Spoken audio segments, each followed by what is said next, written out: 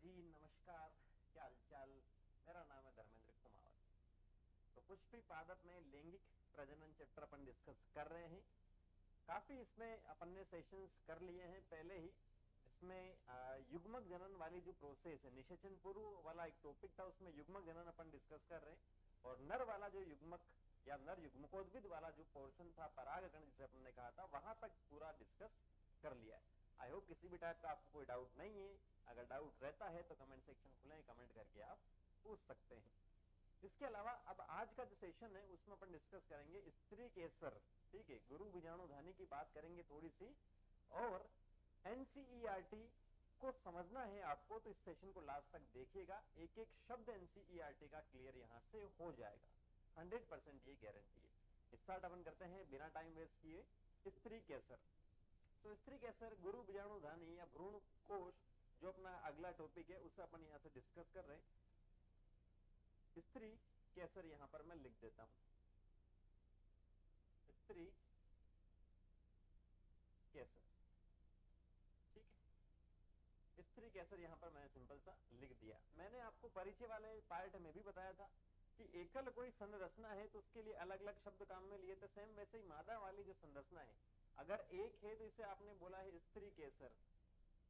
Clear है? एक है तो इसे आपने बोला है स्त्री केसर, और एक से अधिक आपके पास होते हैं तो यहां अपन जायांग बोल सकते हैं, ठीक है।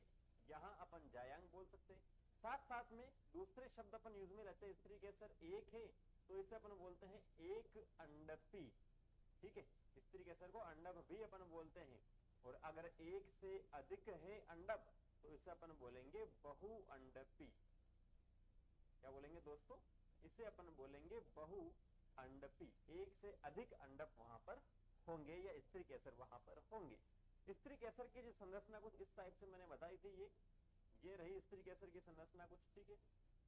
नीचे जो पोर्शन था वो अपने पास पुष्पासन था, पुष्प का आसन, और इससे नीचे वाला जो जोड़ने वाला डंठल वाला पार्ट था वो था। अब यहाँ पर एक है स्त्री केसर तो इसे अपन ने एक अंडपी बोला, और एक से अधिक ऐसी संरचनाएं मिलेंगी आपको तो इसे अपन ने बोला है बहु अंडपी, ठीक है। अब जैसे मान लो ये एक से अधिक है, यहाँ पर ये है मेरे पास क्या स्त्री केसर वाले पार्ट है, तो क्या ये एक दूसरे से जुड़े हुए हैं, क्या ये एक दूसरे से स्वतंत्र है? उसके आधार पर बहु अंडपी को दो प्रकार में अपन ने विभक्त यहां से किया है। पहला जो अपने पास प्रकार आता है वो आता है युक्ता अंडपी। क्या आता है? युक्ता अंडपी। इसके अंदर जो भी आपके पास स्त्री केसर वाला जो पार्ट होगा वो एक दूसरे से क्या होंगे, सारे एक दूसरे से जुड़े हुए होंगे, और उसे अपन ने क्या बोला है? युक्ता अंडपी। बहु अंडपी के केस में ही होंगे ये दो प्रकार के। एक अंडपी में तो कोई बात ही नहीं करेंगे कि जुड़ा हुआ या फ्री, वो तो एक ही है। और दूसरा जो प्रकार अपने पास आता है दोस्तों, वो कौन सा आता है? वो आता है वियुक्ता अंडपी। मतलब यहाँ पर जो अंडप होंगे वो एक दूसरे से कैसे होंगे? एक दूसरे से स्वतंत्र होंगे, एक दूसरे से अलग अलग यहाँ पर होंगे। उसे अपन ने क्या बोला है? उसे अपन ने यहाँ पर बोला है वियुक्ता अंडपी, ठीक है। युक्त अंडपी और वियुक्त अंडपी अपने पास दो प्रकार के हो जाते हैं। अब नेक्स्ट आगे अपन बात करते हैं, जो स्त्री केसर या अंडप की संरचना है उसके टोटल 3 पार्ट होते हैं। सबसे जो ऊपर वाला पार्ट होता है उसे अपन बोलते हैं वर्तिकाग्र। क्या बोलते हैं? वर्तिकाग्र। बीच वाला जो पार्ट होता है उससे अपन बोलते हैं वर्तिका। नाम याद रखने की जरूरत है लेकिन समझने की ज्यादा जरूरत है, रटने की बिल्कुल भी जरूरत नहीं है, ठीक है। और सबसे लास्ट में जो पार्ट आता है उसे अपन कहते हैं अंडाशय, ठीक है। स्टिग्मा, स्टाइल और ओवरी इसे अपन बोलते हैं। स्टिग्मा सबसे ऊपर वाला हो गया, स्टिग्मा। स्टाइल, स्टाइल लड़कियां ज्यादा मारती है इसीलिए यहाँ पर स्त्री केसर इसे अपन बोलते हैं। और सबसे लास्ट में आता है ओवरी। स्टिग्मा, स्टाइल और ओवरी अपने पास 3 पार्ट हो जाता है किसी भी अंडप के या स्त्री केसर के। तो इसको देखो बहुत अच्छे से।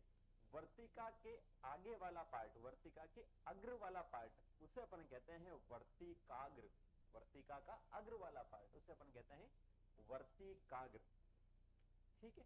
वर्तिकाग्र। और जो वर्तिकाग्र होता है यहां पर क्या होता है, जो परागकण होते हैं, नर वाला जो पोर्शन अपन ने डिस्कस किया था इस प्रकार से, तो यहां परागकोश से जो परागकण है वो आते हैं मादा वाले पार्ट तक और वर्तिकाग्र पर आके लैंड करते हैं। तो वर्तिकाग्र क्या करता है, एक टाइप से लैंडिंग प्लेटफॉर्म में, लैंडिंग का मतलब लैंड हो रहा है वहां पर, क्या लैंड हो रहा है, परागकण हो रहा है, किसके ऊपर हो रहा है, वर्तिकाग्र के ऊपर हो रहा है। तो वर्तिकाग्र क्या है, परागकण को कलेक्ट करने वाला, संग्रह करने वाला सबसे फर्स्ट पार्ट है स्त्री केसर में। ठीक है, सेकंड जो पार्ट अपने पास आता है वो कौन सा है, वर्तिका, जो बीच वाला एकल पतला जो हिस्सा है उसे अपन कहते हैं वर्तिका। और यहां से होते हुए ही जो अपनी पराग नलिका है वो अंदर की ओर जाती है पराग को लेकर। ठीक है, पराग नलिका वाला जो थोड़ा सा कॉन्सेप्ट था वो मैंने लास्ट वीडियो में आपको बताया था। जब परागकण की स्ट्रक्चर अपन ने देखी थी, बाह्य चोल और अंत्य चोल, बाह्य चोल पर जो जनन छिद्र होता है जो सहायता करता है, ठीक है, तो वो अपन ने डिस्कस कर रखा है और आगे और अपन डिस्कस करेंगे। तो वर्तिकाग्र क्या करता है, पतला पार्ट है, बीच वाला हिस्सा है जहां से पराग नलिका पास होती है, गुजरती है। और सबसे लास्ट वाला जो हिस्सा होता है उसे अपन कहते हैं अंडाशय।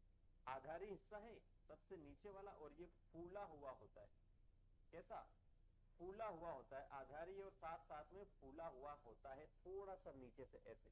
बाकी तो ऊपर देखें लाइन जैसे ट्यूब जैसा दिख रहा है, लेकिन ये नीचे वाला हिस्सा क्या होता है, फूला हुआ यहाँ से होता है, जो पुष्पासन के समीप होता है। ठीक है, तो ये आपके पास समझ में आ गई बात। अब एक और पॉइंट यहाँ पर आपको ध्यान में रखना है, जो अंडाशय है उसके अंदर गुहा जो होती है, केविटी जो आपके पास होती है, इसे अपन कहते हैं गर्भाशय गुहा। क्या कहते हैं, इसे अपन कहते हैं गर्भाशय गुहा या कोष्ठ भी इसे अपन कहते हैं, कोष्ठक भी कहते हैं, ये आपको ध्यान में रखना है। गर्भाशय गुहा या गर्भाशय कोष्ठक भी शब्द इसके लिए अपन प्रयोग में लेते हैं। ओवेरियन कैविटी इसे अपन बोलते हैं इंग्लिश में, गर्भाशय गुहा, गर्भाशय की गुहा या अंडाशय की गुहा इसे अपन बोलते हैं। अब इसके अंदर होता क्या है, जो गर्भाशय गुहा आपको बताई जा रही है इसको अलग से मैं थोड़ा सा आपको बताता हूं। जैसे मान लो ये मेरे पास ये आ गया नीचे, आधारी भाग जो फूला हुआ है इसे अपन ने बोला है अंडाशय, और इसके अंदर जो केविटी उसे अपन ने क्या बोला है, गर्भाशय गुहा इसे अपन ने बोल दिया है। ये रही गर्भाशय गुहा या कोष्ठक इसे अपन बोलते हैं। इसके अंदर आपके पास एक छोटी सी स्ट्रक्चर होती है, ठीक है, छोटी सी स्ट्रक्चर होती है और उस संरचना या उस स्ट्रक्चर से अंदर की ओर एक दूसरा पार्ट जुड़ा होता है, दूसरा हिस्सा जुड़ा रहता है जिसे अपन कहते हैं बीजांड। इसको हटाओ यहाँ से, इसे अपन कहते हैं, ये तो गुहा हो गई, और इसे अपन कहते हैं बीजांड। अभी बात समझ, इसे अपन क्या कहते हैं, बीजांड। तो बीजांड गर्भाशय गुहा के अंदर होता है, और जो अंडाशय की जो भित्ति होगी इसे अंडाशय झिल्ली या अंडाशय भित्ति अपन बोलेंगे यहाँ से। तो बीजांड और अंडाशय भित्ति जिस संरचना से जुड़ी होती है उसे अपन कहते हैं अपरा, या इसे अपन कहते हैं नाड़। ठीक है, प्लेसेंटा अंग्रेजी में कहते हैं। जैसे मनुष्य के अंदर होता है ना, माता के पेट में जो गर्भ होता है, जो शिशु होता है, वो माता से किससे जुड़ा रहता है, अपरा से जुड़ा रहता है। सेम ऐसे ही यहाँ पर भी गर्भाशय गुहा के अंदर या अंडाशय के अंदर क्या होता है, अपरा या नाड़ की मदद से छोटी स्ट्रक्चर जुड़ी रहती है जिसे अपन कहते हैं बीजांड, या इसे अपन एक और शब्द यूज में ले सकते हैं दीर्घ बीजाणुधानी, गुरु बीजाणुधानी। ठीक है, यह आपके पास यहाँ पर हो जाता है। अभी आपको सिंपल सा ध्यान में रखना है, आगे और अपन चैप्टर के लास्ट में वैसे दे रखा है कि अंडाशय जो है वो फल का निर्माण करता है। अंडाशय आगे चलकर निषेचन के पश्चात किसमें परिवर्तित होता है, फल में, और जो बीजांड होता है वो आगे चलकर किसमें परिवर्तित होता है, वो होता है बीज में।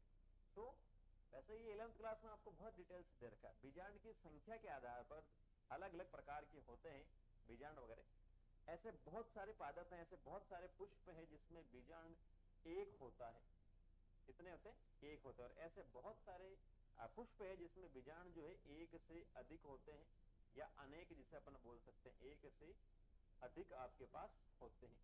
तो एक वाले जो उदाहरण है वो कौन कौन से, तो एक में आपके पास आ जाएगा जैसे गेहूं में एक ही होता है, आम आपने देखा आम के अंदर एक ही बीज निकलता है, ठीक है, गेहूं आम हो गया, धान अपने पास हो गया, इसके अंदर भी एक ही जो बीजांड है वो आपको देखने को मिलता है। ऐसे पुष्प के अंदर जो बीज में परिवर्तित होता है।